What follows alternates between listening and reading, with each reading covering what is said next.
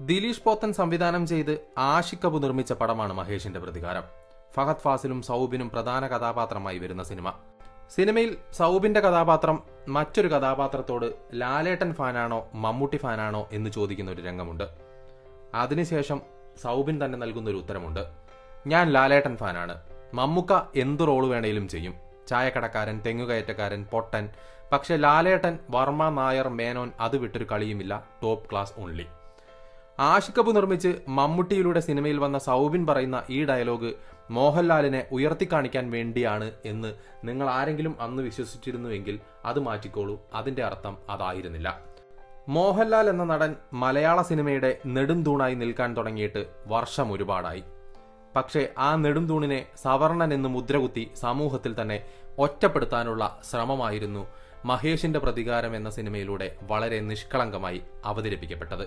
ഒരുപക്ഷെ മഹേഷിന്റെ പ്രതികാരം ഇറങ്ങിയതിനു ശേഷമുള്ള സംഭവ വികാസങ്ങൾ ശ്രദ്ധിച്ചാൽ മനസ്സിലാകും.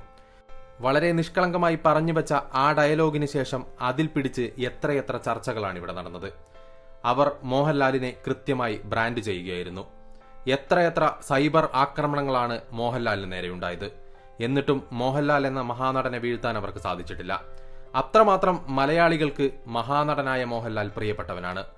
എങ്കിലും കുറച്ചു കാലമായി അത്തരമൊരു ശ്രമം എല്ലാ കോണിൽ നിന്നും ഉയരുന്നുണ്ട്. അതിന് പിന്നിൽ പ്രവർത്തിക്കുന്നത് ആഷിഖ് കപൂർ ഉൾപ്പെടുന്ന മട്ടാഞ്ചേരി മാഫിയ ആണെന്നാണ് ആദ്യം നമ്മൾ കരുതിയത്. എന്നാൽ കാര്യങ്ങൾ അങ്ങനെയല്ലെന്ന് പിന്നീടുള്ള സംഭവ വികാസങ്ങൾ നമ്മൾക്ക് തെളിയിച്ചു തന്നുകൊണ്ടിരിക്കുന്നു. ശ്രീമാൻ മമ്മൂട്ടിയുടെ അഭിനയ ജീവിതത്തിലെ പ്രധാന കഥാപാത്രങ്ങൾ എടുത്തു നോക്കിയാൽ ക്ഷത്രിയനായ നരസിംഹ മന്നാടിയാരും, ന്യൂഡൽഹിയിലെ കൃഷ്ണമൂർത്തിയും, പെരുമാളും, നായർ സാബും, അയ്യർ ദി ഗ്രേറ്റിലെ സൂര്യനാരായണ അയ്യരും, മഴയത്ത് മുൻപയിലെ നന്ദകുമാർ വർമ്മയും, മാധവനുണ്ണിയും, സേതുരാമയ്യർ CBIയിലെ ഉൾപ്പെടെയുള്ള നിരവധി ടോപ്പ് ക്ലാസ് കഥാപാത്രങ്ങൾ നമുക്ക് കാണാൻ സാധിക്കും. രണ്ടുപേരും നിരവധി അത്തരം കഥാപാത്രങ്ങൾ ചെയ്തിട്ടുണ്ട്. എന്നിട്ടും എന്തുകൊണ്ടാണ് മമ്മൂട്ടിക്ക് അങ്ങനെ ഒരു വിമർശനം കിട്ടാതെ അത് മോഹൻലാലിലേക്ക് മാത്രം തിരിഞ്ഞുപോയത് എന്നുള്ളതാണ് ചിന്തിക്കേണ്ടത്. ഓട്ടോയിലെ സുധി, കിരീടത്തിലെ സേതുമാധവൻ മുതൽ ഒടുക്കം ജോർജ് കുട്ടി വരെ എത്രയെത്ര സാധാരണക്കാരനായി ലാലേട്ടൻ നമുക്ക് മുന്നിലെത്തിയിട്ടുണ്ട്. എന്നിട്ടും ലാലേട്ടൻ ടോപ്പ് ക്ലാസ് മാത്രം ചെയ്യുന്നവനെന്ന് നമ്മളോട് അവർ പറഞ്ഞു വെക്കുന്നു, ഒരു ഉളുപ്പുമില്ലാതെ. ഇതൊക്കെ നിഷ്കളങ്കമായി ഉണ്ടായതാണോ എന്നുള്ളതാണ് ചോദ്യം. സംശയമാണത്. ലാലേട്ടനെ വിമർശിക്കുന്നവരുടെ പേരുകൾ വെറുതെ ഒന്ന് തേടിപ്പോയി നോക്കുക. എത്തുന്നത് മമ്മൂട്ടി എന്ന ഒരാളിലേക്ക് മാത്രമായിരിക്കും. അത് ഫാൻസ് ആയാലും സിനിമാ പ്രവർത്തകരായാലും ഒരേ തണൽമരം തന്നെയാണ്, മമ്മൂട്ടി എന്ന വൻമരം.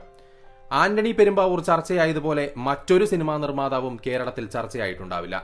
കാരണം അയാൾ മോഹൻലാലിന്റെ ബിനാമി എന്ന പേരിലാണ് വിമർശിക്കുന്നതും പരിഹസിക്കപ്പെടുന്നതും. എന്നാൽ മമ്മൂട്ടിയുടെ മേക്കപ്പ് മാനായ ജോർജ് പ്രൊഡ്യൂസറായതോ മമ്മൂട്ടിയുടെ സിനിമ നിർമ്മിക്കുന്നതോ ഒന്നും തന്നെ നമുക്കൊരു വിഷയമേ അല്ല. അതിൽ പരിഹാസമൊട്ടും ഇല്ലതാനും. രാഷ്ട്രീയ നിലപാടിന്റെ പേരിലോ സിനിമയിലെ പൊളിറ്റിക്കൽ കറക്റ്റ്നെസിന്റെ പേരിലോ മമ്മൂട്ടിക്കെതിരെ ഇന്നേ വരെ സൈബർ ആക്രമണം ഉണ്ടായതായി നമ്മുടെ ആരുടെയും ഓർമ്മയിലുണ്ടാവില്ല. അതെന്തുകൊണ്ടാണ്? മമ്മൂട്ടിക്ക് പൊളിറ്റിക്സ് ഇല്ലാത്തതുകൊണ്ടാണോ? അതോ അത്തരം നിലപാടുകൾ മമ്മൂട്ടി എടുക്കാറില്ല എന്നാണോ? എത്രയോ തവണ മമ്മൂട്ടി അത്തരം രാഷ്ട്രീയ നിലപാടുകൾ എടുത്തിട്ടുണ്ട്. ഇടതുപക്ഷ തണലിൽ സ്വസ്ഥമായി ഇരിക്കുന്ന വ്യക്തിയാണ് മമ്മൂട്ടി.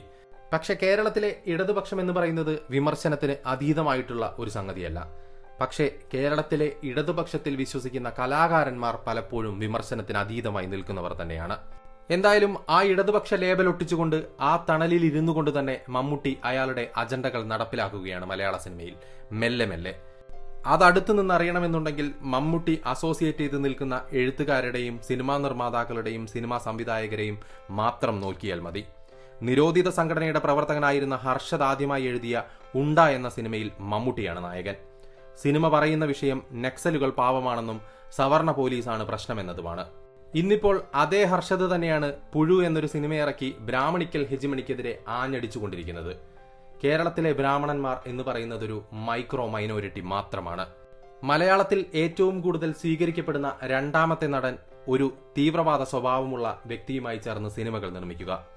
2 സിനിമകളിലൂടെ മലയാള സിനിമയിൽ അയാൾക്ക് വ്യക്തമായ ഇരിപ്പിടമൊരുക്കി കൊടുക്കുക.